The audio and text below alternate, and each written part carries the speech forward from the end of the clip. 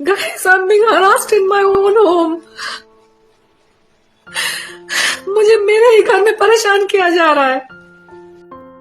নিজের বাড়িতেই হেনস্থার শিকার অভিনেত্রী তনুশ্রী দত্ত সোশ্যাল মিডিয়ায় জানালেন দুর্দশার কথা।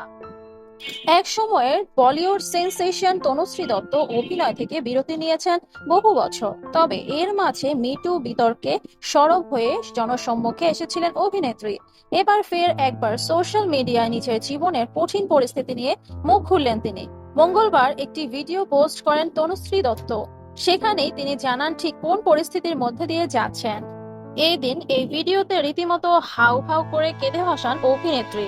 নিজের জীবনের সবচেয়ে কঠিন পরিস্থিতির মধ্যে দিয়ে যাচ্ছেন বলেও জানান।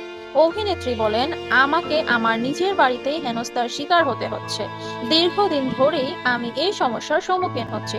2018 সাল থেকে আমার সঙ্গে এমন ঘটনা ঘটছে।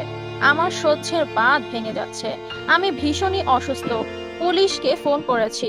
পুলিশ থানায় গিয়ে অভিযোগ দায়ের করতে বলেছে। এবার তাই করব। আমাকে কেউ এই পরিস্থিতি থেকে বেরোতে সাহায্য করুন দয়া করে। তবে জীবনের কি এরকম মোড়ে এসে দাঁড়িয়েছেন তিনি। আর সব মানুষ যে বলে চিত্রজগৎ আসলে কোনো সুখকর কোনো জায়গা না, এখানে মানুষ যতখানি পায় তার চেয়েও বেশি হারায়। এই কথাটা যেন উপর্যুপরি প্রমাণিত হলো আবারও।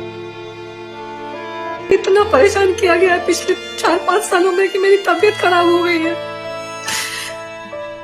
मैं कुछ काम नहीं कर पा रही हूँ। मेरा घर पूरा एकदम मेसी होके पड़ा हुआ है। I can't hire even maids because they planted maids in my house. And I had such a bad experience with maids coming in and stealing and doing all kinds of things. I have to do all my work. मेरे दरवाजे के बाहर आके लोग I'm being troubled in my own house. Please someone help me. সত্য খবর সবার আগে পেতে সাবস্ক্রাইব করুন আমাদের চ্যানেল।